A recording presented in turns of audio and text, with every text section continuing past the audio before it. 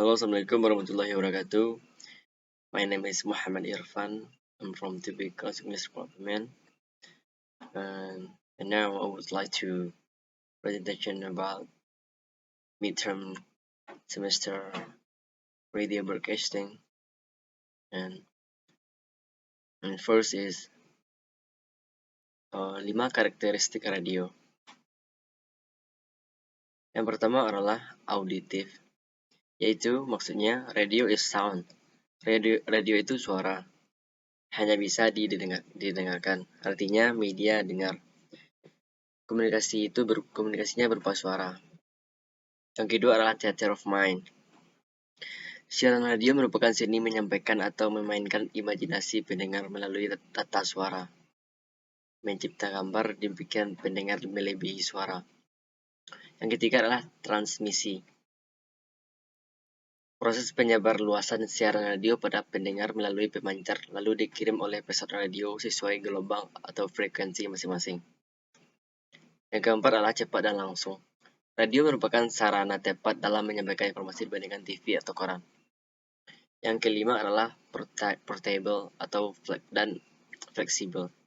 Siaran radio bisa dinikmati sambil mengerjakan aktivitas lain tanpa mengganggu aktivitas tersebut. Soal kedua adalah the meaning segmentasi radio dan jenisnya. Segmentasi adalah proses mengelompokkan pendengar dalam kotak-kotak psikografis, sosiografis yang lebih homogen. Dalam buku pedoman radio Rama FM, segmentasi radio Rama FM ialah keluarga sakinah, yakni keluarga masyarakat yang menambahkan akhlakul karimah, kedamaian, ketentraman, dan kesejahteraan lahir dan batin. Jenisnya adalah jenis segmentasi radio yang pertama radio anak muda, yang kedua radio untuk dewasa, yang ketiga radio religi, yang keempat radio berita, yang kelima dan radio dangdut. Soal yang ketiga adalah yang dimaksud kode etik hukum dan contoh dari kode etik dan hukum penyiaran radio. Kode etik adalah suatu sistem norma, nilai serta aturan profesional secara tertulis yang dengan tegas menyatakan hal baik dan juga benar, serta apa yang tidak benar dan juga tidak baik. Perbedaannya dengan peraturan hukum yang berlaku di masyarakat. Kode etik hanya mengikat pada sekelompok yang orang atau profesional tertentu. Sanksi yang diterapkan pun tidak berupa sanksi pidana, melainkan berupa sanksi etik. Kode etik siaran radio wajib diperhatikan dan dilaksanakan oleh segenap kru stasiun radio, termasuk dalam proses produksi program siaran. Etika penyiaran dan rambu-rambu siaran ini tercantum dalam yang pertama, Undang-Undang Nomor 32 Tahun 2002 tentang penyiaran radio. Yang kedua, Peraturan Pemerintah Nomor 50 Tahun 2005 tentang penyelenggaraan lembaga penyiaran swasta. Yang ketiga, Standar Program Komisi Penyiaran Indonesia atau yang disebut KPI. Undang-Undang Nomor 32 Tahun 2002 tentang penyiaran radio berisi tentang yang pertama adalah isi siaran dilarang bersifat fitnah, menghasut, menyesatkan dan atau berbohong, menonjolkan unsur kekerasan, cabul, perjudian, penyalahgunaan narkotika dan obat-obat terlarang, atau mempertentangkan suku, agama, ras, dan antar golongan. Yang kedua, isi siaran dilarang memperolokkan,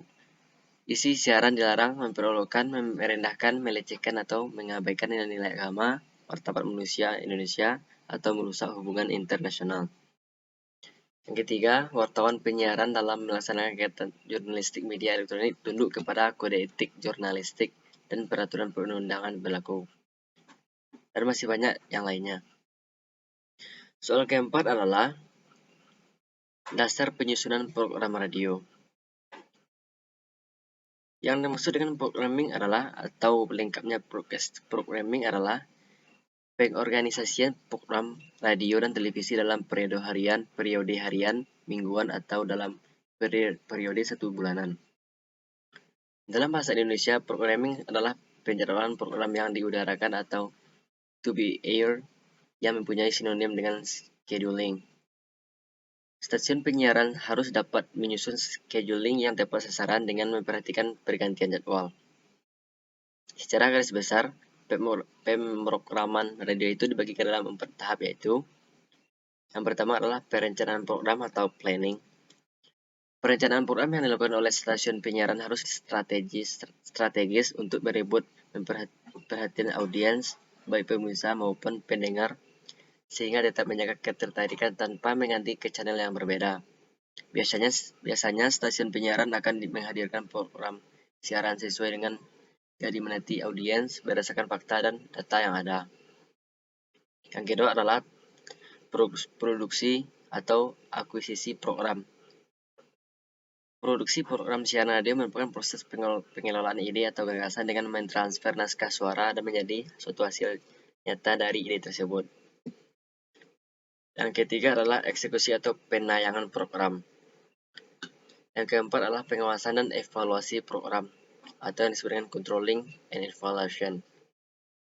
Evaluasi merupakan pemikiran kritis terhadap keberhasilan dan kekurangan dalam sebuah program pengembangan kegiatan yang telah dilakukan oleh sebuah lembaga publik, seperangkat tindakan yang saling berkait untuk mengukur pelaksanaan berdasarkan tujuan dan kriteria tertentu. Yang kelima adalah tentang teknik vokal, teknik air personality, dan teknik visualization. Yang pertama adalah teknik vokal. Teknik vokal atau yang disebut dengan vokal teknik adalah cara memproduksi suara yang baik dan benar sehingga suara yang keluar terdengar jelas, indah, merdu, dan nyaring, atau cukup jelas dan enak didengar, atau audible.